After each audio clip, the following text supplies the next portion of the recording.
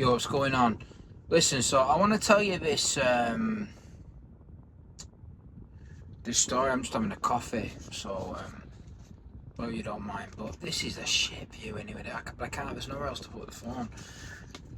So I want to tell you like a secret,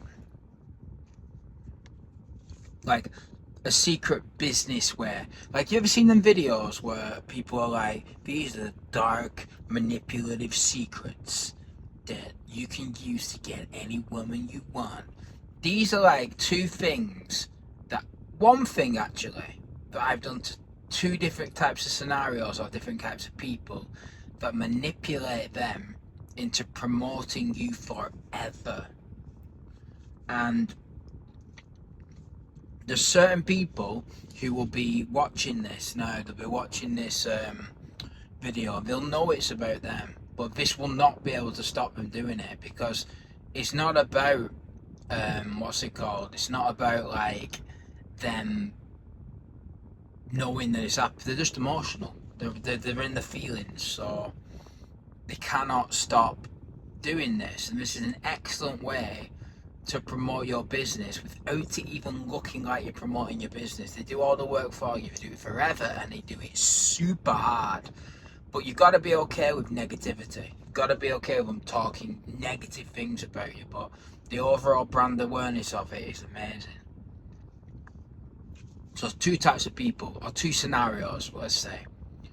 So, number one,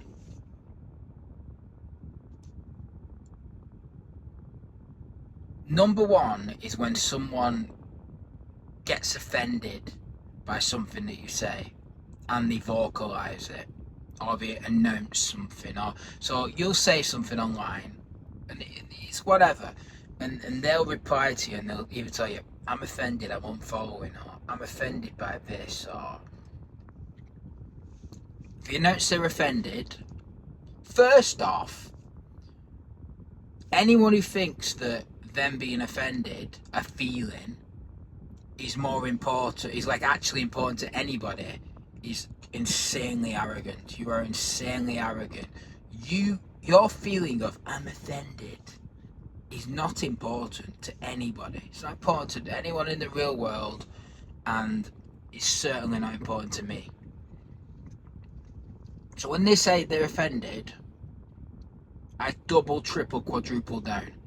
I make sure that I say something that offends them 50 times more.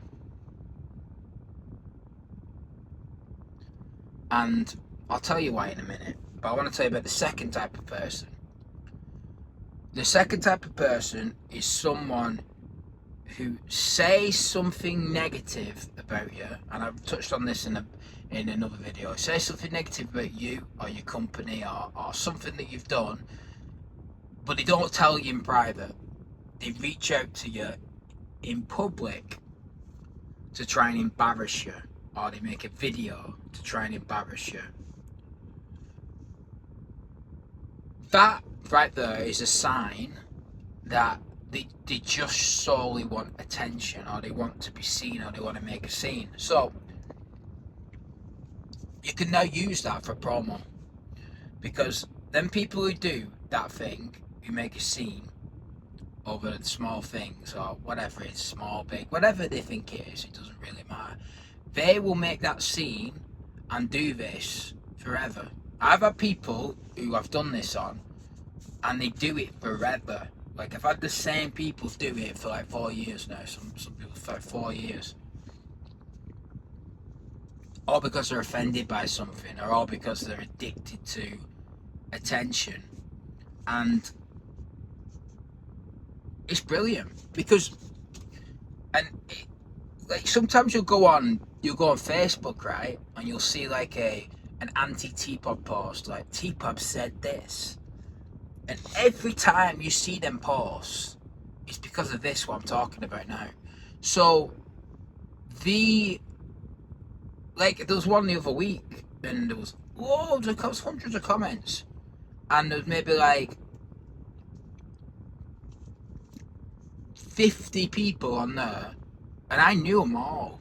Not know them all personally, but all of them was people I've had interactions with in the past.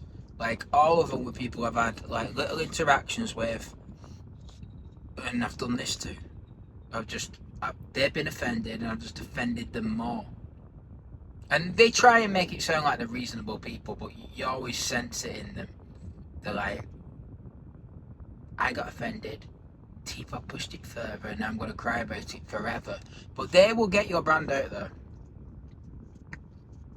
They will get your brand out there, and they will talk about it. And it's actually quite good sometimes if people say, even if they lie and they say this is bad, or even if they truly believe it and think this is bad, because if you got a good product and you got all this brand awareness, and say you've got 50% of people who have said your shit's bad, right? So they're saying your shit's bad online, and 50% of people say it's good, and then people are going to experience this in real life one day. So there's that many plays sold that there's going to be one in every barbershop ever soon. So they're going to read people saying, oh, T-Pop's this, T-Pop's that. And then their experience is going to be like, you know what? That's not true. And then that evolves their brain, and then they're going to realise that when people bitch on the internet, they're the haters, they're the naysayers, they're the people who could never do what you do. That's why they're in the comments. People who like your shit usually don't shout about it that hard. They do a little bit, but they don't go as hard as the haters. Haters go hard for years and years and years. They'll be on every comment. They'll say everything about you. They'll say horrible things about you. They like, I read a comment just earlier saying I'm a racist. Never said anything racist once, not even one time. There's no basis for that comment.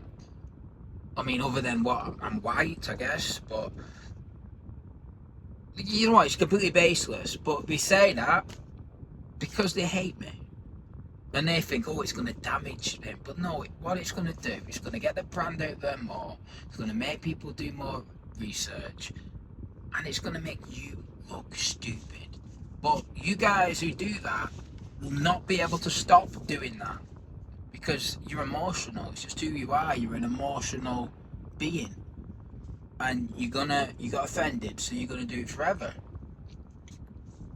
You're going to pick faults. You're going to want a literal corporation with no face, that you don't know anyone at it, to do better than some barber who was cutting hair. So whether you like my personality or whether I've offended you or something, just remember, Abba, nobody gives a fuck about your thoughts and feelings. Nobody cares about your feelings. Obviously, I'm tired, I'm offended, I'm this and that and that. Like, shut up.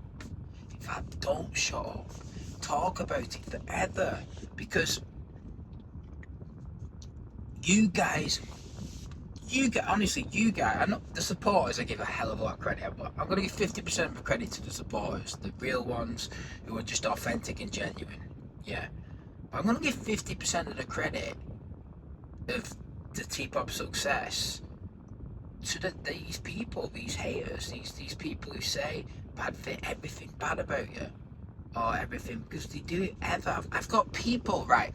I've got people who own companies, right, who have been multi-millionaires since I was cutting hair, who make up the biggest lies ever about me. The fucking owner of 245 comments every day on some random person's Facebook post saying that I kidnapped someone. Like, I don't know what it's like where you're from, but where I'm from, kidnapping is a big, serious. It's just not something that you make up. You know what I'm saying? It's just mental.